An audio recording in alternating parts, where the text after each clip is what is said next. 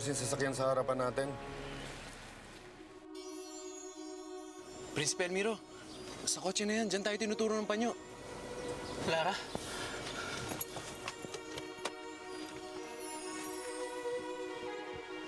Lara? Lara? Elmiro. Tama nga kaya ang ginawa natin, Ina? Pinaalis natin si Elmiro nang hindi nalalaman ni Ama? Ipagtatapat din natin sa kanya ang lahat. Maunawaan kaya niya? Mahigpit niyang binilin kay Elmiro na wag umalis ng Paladino. Babalik din naman siya kagad.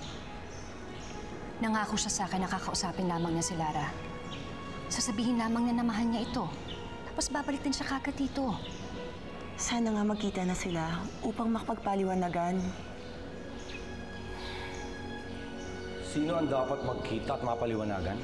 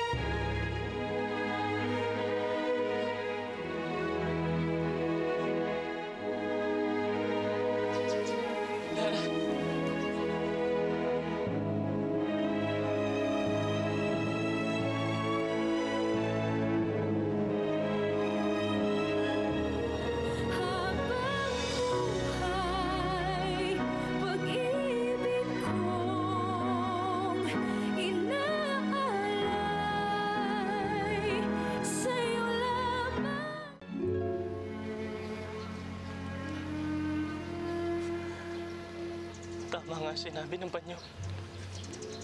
Ikakasal ka na. Kaya dapat hindi ka na nagpakita. Lara, magpapaliwanag ako sa'yo. Magpapaliwanag ka? Ngayon? Ngayon pa? Elmiro, huli na ang lahat! Sino ang tinutukoy ninyo sa usapan ninyo? Adorno, huwag ka sana magagalit. Ang anak mong si Elmiro, pinayagan kong bumalik sa mundo ng mga tao. Ano? Bakit? Dahil kailangan niya makausap si Lara. Adorno, matatagpuan na ng anak mong babaeng minamahal niya. Pero hindi pa tiyak na tahimik at mapayapa ang Paladino. Lalo na't hindi pa nakikita ang bangkay ni Guarco. Anumang oras maaaring sumalakay ito sa kaharian. Hindi niyo ba naisip yun?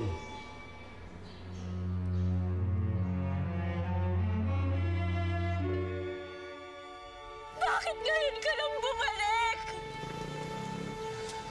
Ang tagal-tagal ko naghintay!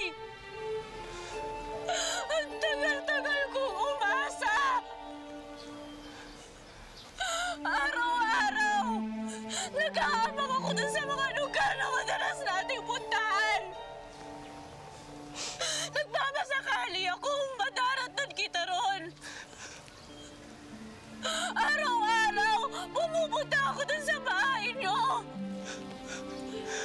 Umaasa ako na babalik ka, Elmiro. Bawat kotseng madaanan ko na kagaya ng sasakyan mo. Humihinto ako, tinitingnan ko. Pero hindi, wala ka. Umasa ako na naroon ka. Umasa ako na hihinto ka. At babalikan mo ko at yayakapin mo ko. At mamahalin mo ko tulad ng pinangako mo sa akin. Elmiro, ni minsan, hindi ako nawala ng pag-asa na babalikan mo ko.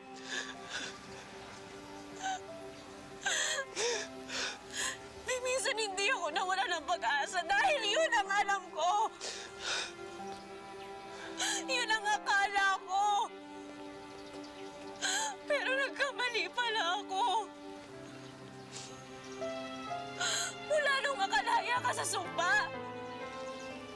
At nalipat sa akin yung kapangitan mo.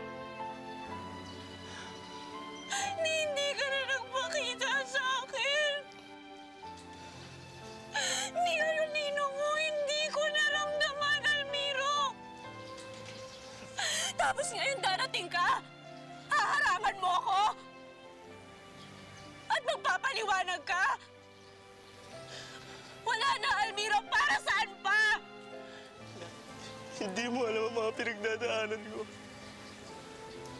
Hindi mo alam ang mga kailangan kong gawin at lagpasan para makabalik lang dito sa mundo ninyo at makita kang muli.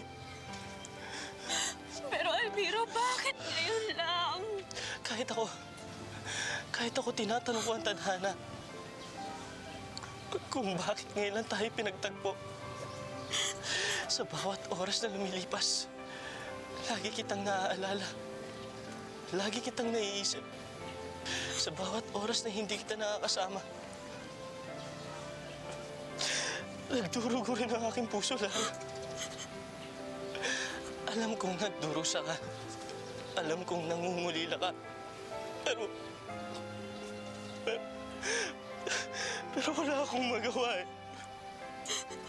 Dahil marami akong katungkulan na dapat gawin doon eh. Marami akong kailangan unahin. Lara, sinubukan ko magpadala ng mensahe sa'yo. Kahit napakahirap, pero lagi ako nabibigo. Lara, hindi ko alam. Hindi ko alam na naisalin ko sa iyong sumpa. Hindi ko alam na nagbago ang iyong anyo. Nakadagdag pa to sa hirap para mahanap kita.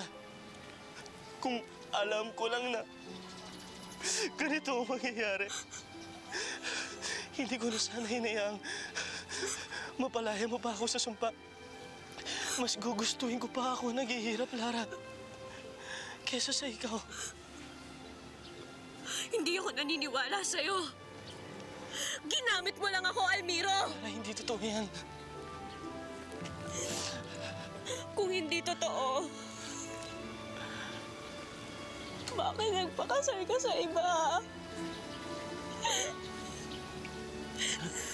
Sinabi sa akin ni Bambi at Nina yung totoo.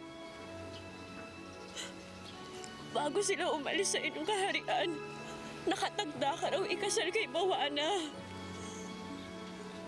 Totoo yan. Nagawa mo akong ipagpalit. Nagawa mo akong ipagpalit na hindi mo man lang alam na naghihintay ako sa'yo dito. Almiro, pinagmukha mo akong tanga! Lara, hindi na tuloy ang kasal.